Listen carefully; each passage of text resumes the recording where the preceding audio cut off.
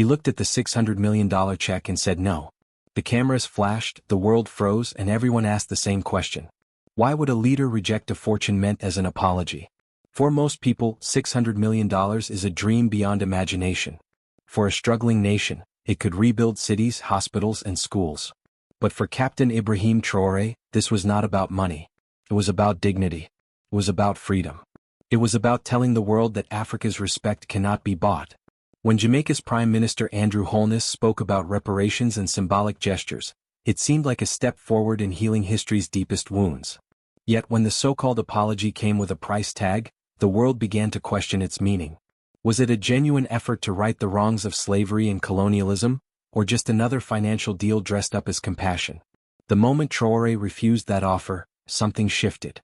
The global South paid attention. The Western powers grew uncomfortable. Because for the first time in a long time, a leader stood up and said, "We do not need your money to reclaim our pride." This story is not just about Burkina Faso or Jamaica. It is about what happens when a nation finally decides that respect and sovereignty mean more than any check could buy. Stay tuned, because what Ibrahim Traoré did next changed the conversation across continents. And before we go deeper, make sure to subscribe and join this community. We bring you powerful stories the mainstream media refuses to show, stories of real leadership and courage that shape our world today. Before we go deeper, if you believe in voices that speak truth to power, hit subscribe.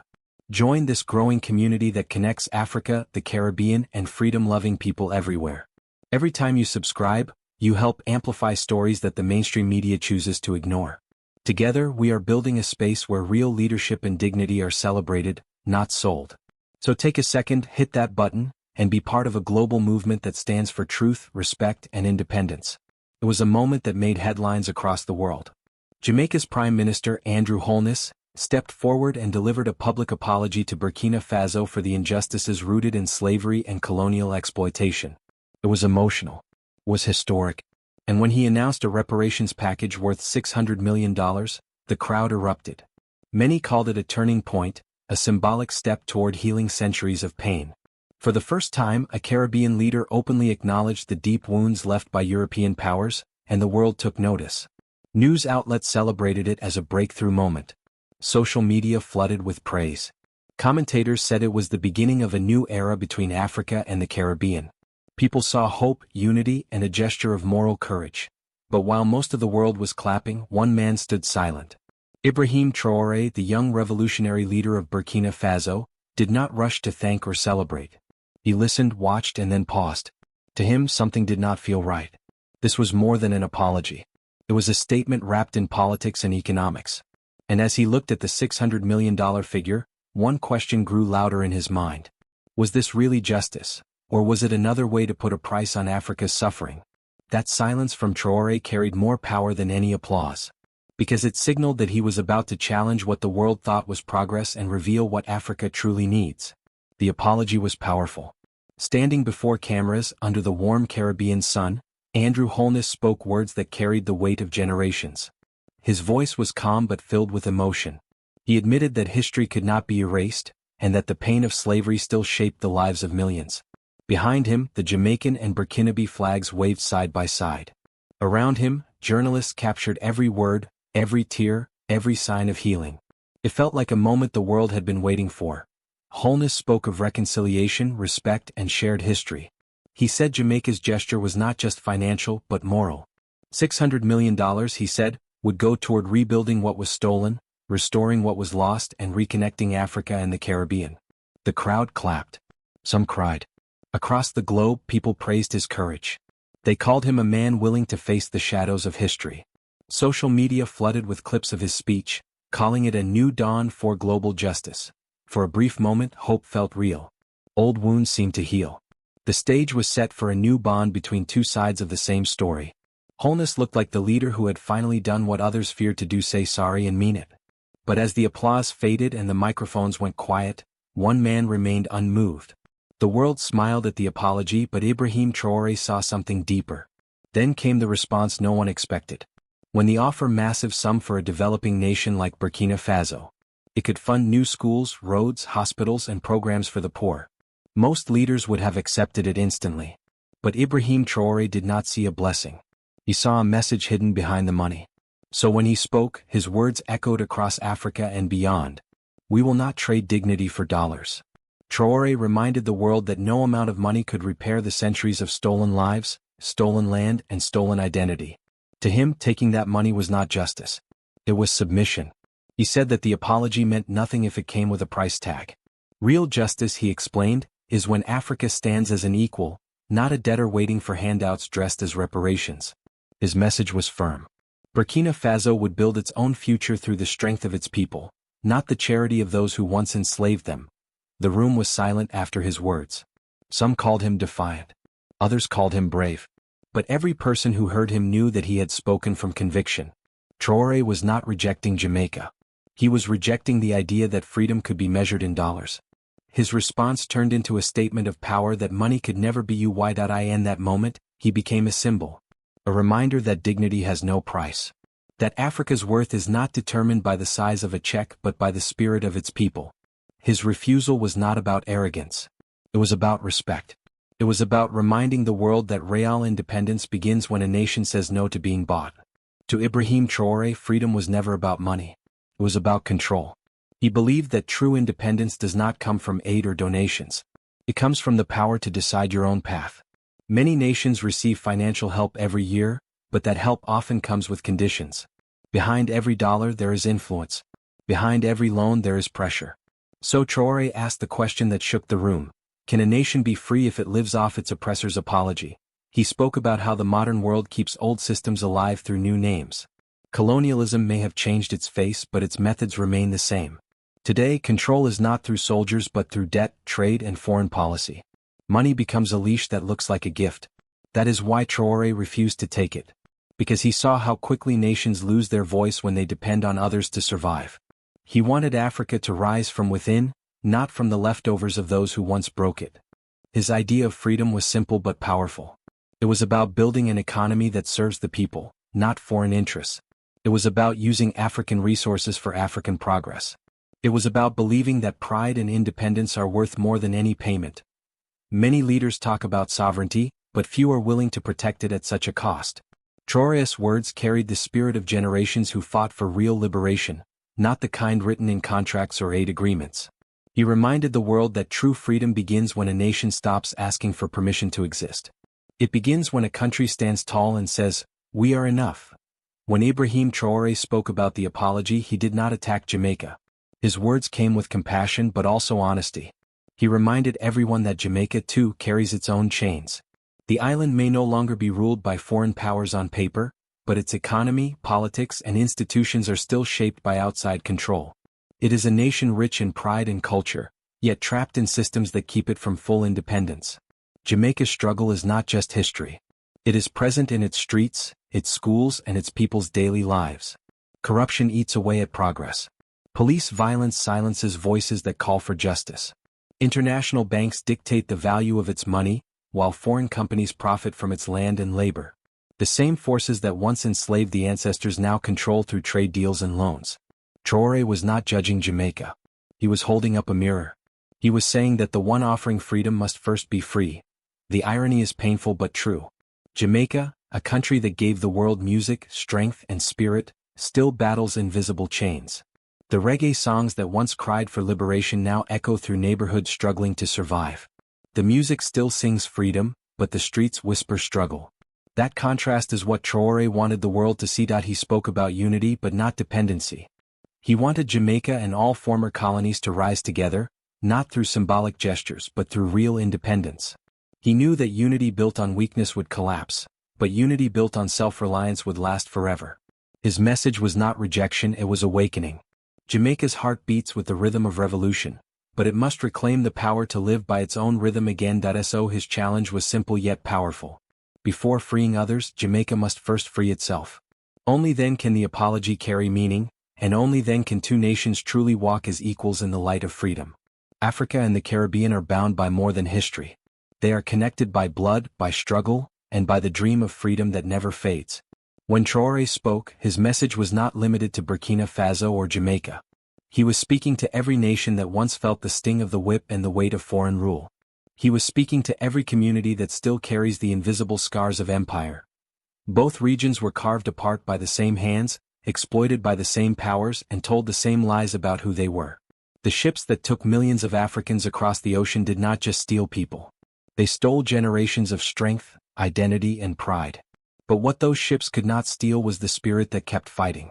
From the Maroons in Jamaica to the revolutionaries in Burkina Faso, that spirit survived every attempt to silence it. Traoré's rejection of the money was a reminder that true reparations are not about cash transfers or symbolic apologies.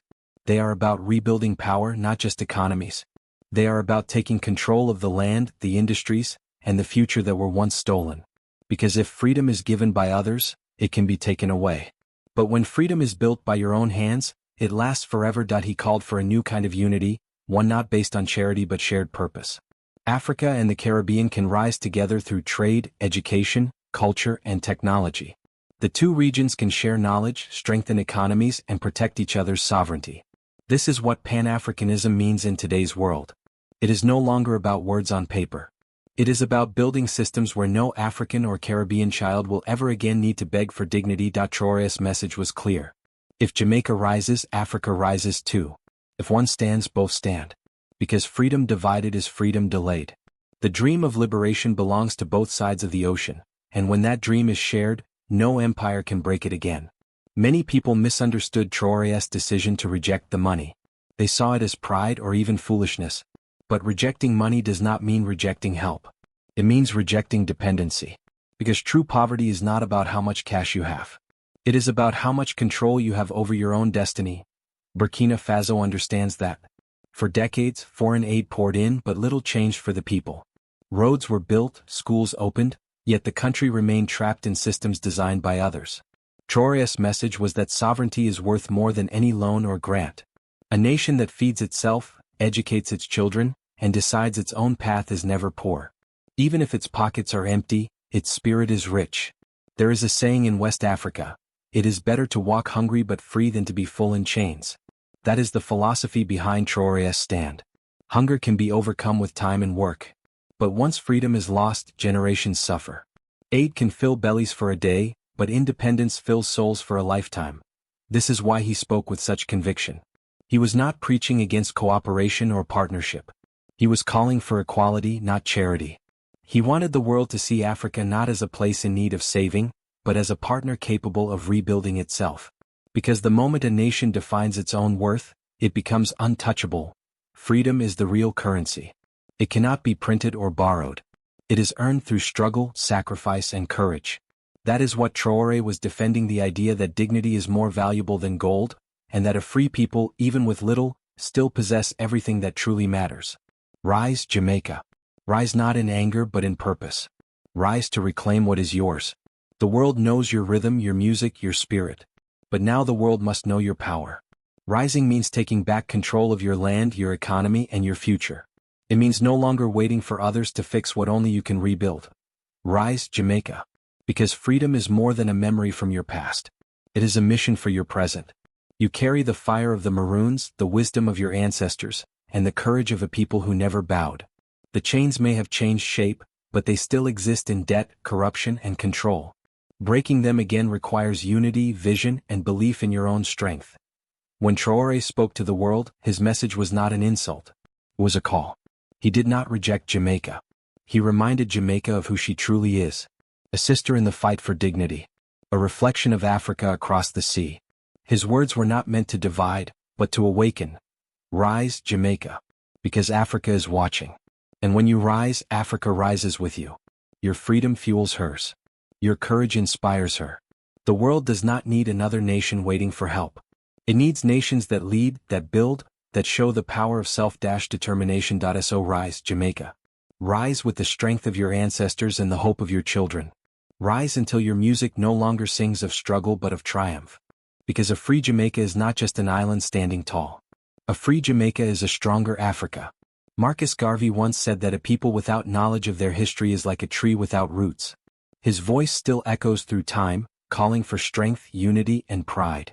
He dreamed of a world where black nations would rise, not by begging for acceptance, but by standing on their own power. That dream still waits for its full awakening. Nanny of the Maroons fought with courage that shook empires. She did not ask for freedom. She took it. Her spirit lives in every woman and man who refuses to bow to injustice. She reminds us that resistance is not a moment in history. It is a way of life. And across the ocean, Thomas Sankara stood in Burkina Faso and spoke the same truth.